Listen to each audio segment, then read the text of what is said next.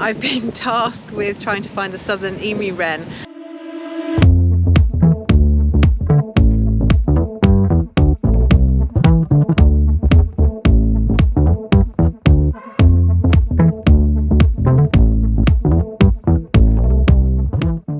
Good morning from Australia. I arrived into Adelaide yesterday a little bit tired, so I didn't do any filming yesterday. Hope you forgive me. But yeah, this morning, woken up bright-eyed, ready to go. We're off to Kangaroo Island. That's where we're going to be starting our South Australia adventure today. And then we're going to come back and head up inland, up north to the Flinders Ranges and the Barossa Valley, and then actually head up to the Northern Territory. So I'd love to take you along, come on the adventure with me. I'm just about to jump on a plane. I'm back at the airport right now, and I'll catch you the other side.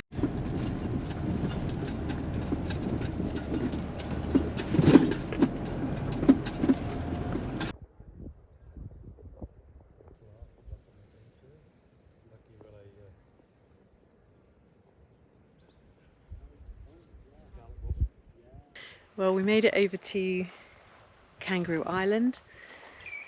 Just a short flight actually across from Adelaide, and we've come up with exceptional Kangaroo Island touring.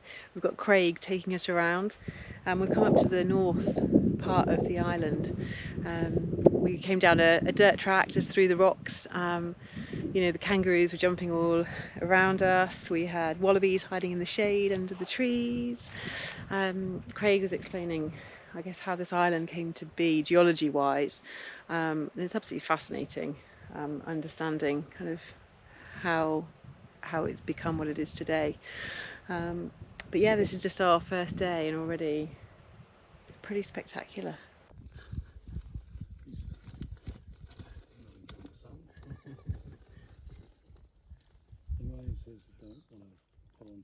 Just have a look at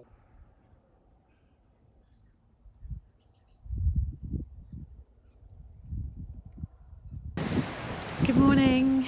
We've woken up today to a little bit of a bit different weather, a bit more cloud coverage, a bit chilly. I've actually got my sweater on this morning, actually, but it's really quite nice. It was just too hot yesterday, 38 degrees, so you know, hopefully it'll be a bit nicer for the wildlife today as well. We had some amazing experiences with koalas yesterday. They were quite low in the trees because it was so hot, but you know, that's, I suppose, not what they want to do. So yeah, it'll be nicer for the wildlife. We might even get out to see some echidnas. They might be out, hopefully. That'd be amazing to go and see that kind of thing. But a bit about the wildlife here. So obviously it's named Kangaroo Island, but there's many koalas here. They were introduced in the 1920s for conservation purposes, and since then they've just grown. There's no predators here, there's no foxes or anything, so you know, the koalas have been able to sort of to just grow. Their numbers have grown to the amount that actually, the extent that it's become a little bit problematic. They got up to kind of 50,000, but then just before the pandemic they had big fires here, devastating for the locals and the wildlife. They lost a lot of koalas, so the numbers are about down to 30,000, which arguably some locals think that's actually, you know, that sort of, those reduced numbers are a little bit better, but it's kind of something that the locals are kind of thinking about, how to kind of keep those numbers manageable on the island. So the fires were nothing new here.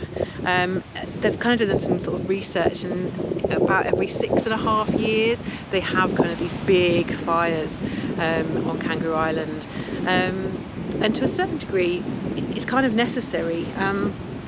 The plant life here and the trees have actually come to depend on the fire, so the heat and the smoke, so the ethylene actually germinate a lot of the plants, you know, so that's how yeah, they kind of blossom and grow, you know, so it's interesting that a lot of the plants here are fire hardy.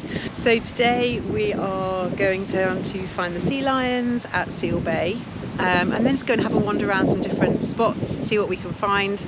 I've been tasked with trying to find the southern Emu Wren, so Yeah, Craig from Exceptional Kangaroo Island knows some spots, so we're going to go and have a wander and see what we can find.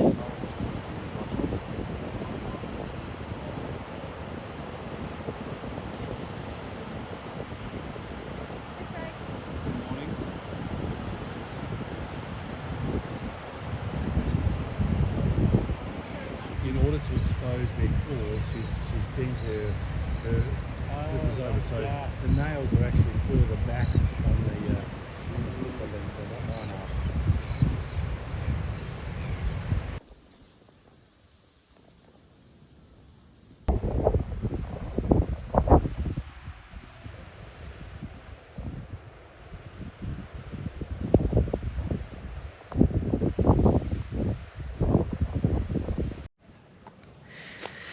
So we had a great day yesterday. We managed to find the Emu Wrens, yay! So that was a real bonus. We didn't see any echidnas sadly, but you know we're on the lookout again today because it's still cool, which is quite nice. We've just stopped for our little tea and coffee break, and we're on the lookout for koalas. So I shall let you know if I find any. Done the two, both those things. Well, we've just got a little bit of rain here down at Remarkable Rocks, but that's okay. Hopefully they'll bring the echidnas out. This area that you can see behind me was all burnt in the fires. Shauna, our guide, was telling us that this was all sand with just like small amounts of black wood just poking out. So you can see how a lot of it has come back. You can still see quite a lot of charred trees here, but at the same time it's done remarkably well.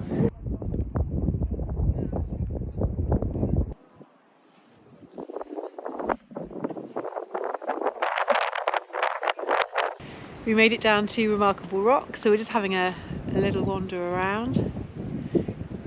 Again, the geology of everything that's happened on Kangaroo Island is super impressive.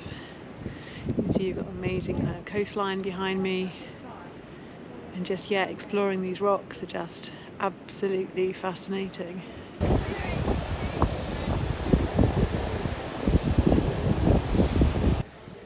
Well, that's my timing on Kangaroo Island up now, so we're about to take the flight back to Adelaide for the night. But oh yeah, absolutely loved Kangaroo Island. It's really nice to kind of feel the community spirit out here. Everyone sort of looks after each other.